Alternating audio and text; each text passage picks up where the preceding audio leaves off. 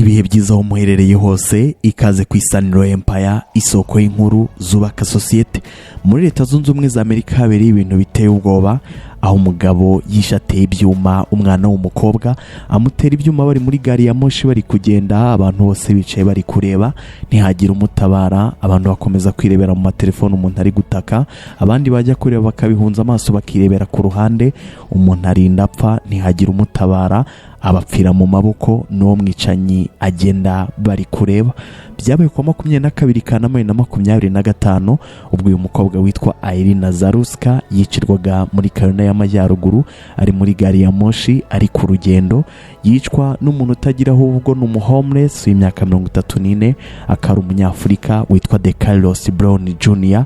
akaba ari umuhomeless wo muri Leta Zunze Ubumwe za Amerika ngo ufite ibibazo byo mu mutwe, wafunzwe inshuro zirenga 19, akagenda afungurwa, akaba ngo ari nk'igisimba kigenda mu bantu. Uyu Irina Zaruska ubundi yavukaga muri Ukraine i Kiev, akaba yarageze muri Leta Zunze Ubumwe za Amerika ari kumwe n'umuryango we mu mwaka wa 2022, bari bahunze iyo ntambara iri kubera muri Ukraine kugira ngo bagere muri Amerika babeho ubuzima bwiza, mbega ahantu hadafite ikibazo ku buzima bwabo. Ariko nyine baje kwisanga ahubwo ariho hari ibibazo bikomeye, aho hari abantu bagenda nk'inyamaswa ziri kugenda mu bantu, mbega nka kuriya haba hari parike, ariko ugasanga nyine izo nyamaswa ziri mu bantu aho kuba muri parike. Uyu mwana w'umukobwa yari afite impamyabumenyi mu bijyanye n'ubugeni, akaba ariko yari n'umuntu ukunda inyamaswa cyane, yewe naho muri Amerika yari ari kwihugura mu Cyongereza cyane kugira ngo azabe ufasha veterineri cyangwa se abaganga b'amatungo, akaba yarishwe muri ubwo buryo buteye ubwoba.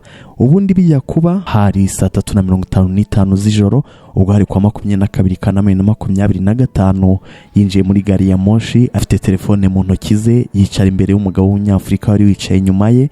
Bigaragara yuko uwo mugabo yari afite ibibazo kuko mbere yarivugishaga, hanyuma rero akicara, haciye mu masegonda 30 uwo mugabo ahita kuri icyuma mu mufuka, akikuramo, ahita haguruka, ahita akimusonga inshuro nyinshi, akimusonga mu ijosi. Abantu bari kurebera, arataka ntihagira umuntu umutabara, nuko iyo nyamaswa iramurangiza. Imurangije ikora mu mupira yari yambaye, yihanagura amaraso, arangije ahindura imyenda asohoka muri gari ya moshi bamureba. Gari ya moshi yakomeje no kugenda, mbega nkaho nta cyabaye. Abandi bakomeza guhugira mu matelefone yabo, nuko mwicanye amaze kugenda babona kujya gufata umuntu wamaze gupfa.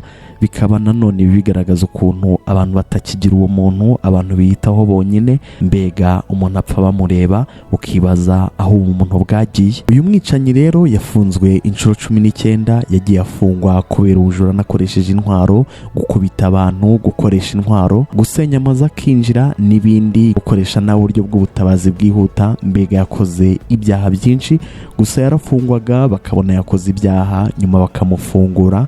Yigeze ngo no kuvuga yuko ngo mu mutwe we ngo bashyizemo akuma kamukontorora, ibyo akavuga yuko ngo nabyo bimutera ibibazo. Gusa nyine yagiye arekurwa, akaba ari igisimba kiba mu bantu. Rero yafunzwe, akaba yashinjwe kwica umwana w'umukobwa. Abantu bakaba bari kuvuga yuko uyu nawe akwiriye guhanagurwa, akagenda nk'uko umwana w'umukobwa yagiye. Ni ibintu biteye ubwoba rero byabaye, bikaba binashyira mu kaga ubuzima bwa Munyafurika wa muri Leta Zunze Ubumwe za Amerika, kubera ko hari uwababona muri iyo shusho yo kubona bari abagome, kubera uwo homeless wishe umwana w'umukobwa akamwica nabi. Ariko none bigatunga agatoki abantu bose muri rusange, kuba gari ya moshi yarimo abantu, hari abari inyuma, hari abari ku ruhande, hari n'abari imbere. Umuntu akicwa hakabura no kumutabara, umwicanya akagenda bamureba, bakavuga bati umuntu mu bantu bwaragiye, ariko nanone umutekano w'umuntu uri mu biganza bye. Abandi bati ntukemere ko hagira umuntu kwicara inyuma, kandi mu gihe uri ku rugendo ntugahugire mu matelefone, gihora ucanye ku maso, kuko n'uwo mwicaranye yaba ari umwanzi. Ngayo nguko rero uyu nawe ameze nk'akazungu Denis wamwicanye wo mu Rwanda.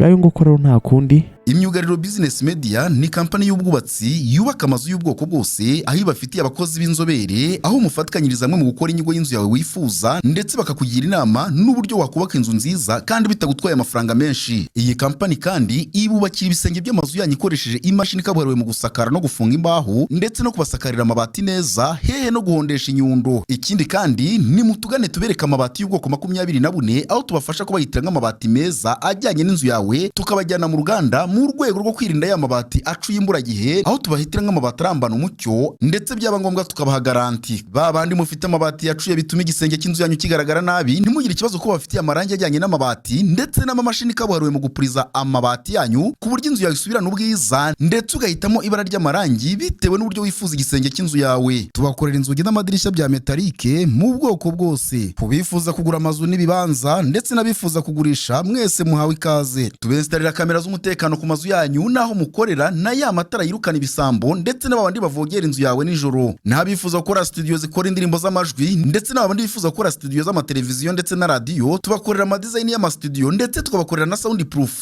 ku buryo amajwi ndetse n'amashusho bigaragara neza. Imyugariro Business Media ikorera mu mujyi wa Kigali, mu karere ka Kicukiro, mu Busanza, iruhande rwa Centre de Santé, kuri etage hari kuri nivo yo hasi ku muryango nimero ya 3. Naho ku bari kure mudashobora kuhagera, mwahamagara kuri 0788864442 cyangwa se 0786151542. Ni mutugane tubasanganiza urugwiro, kubakira n'iryo shema ryacu.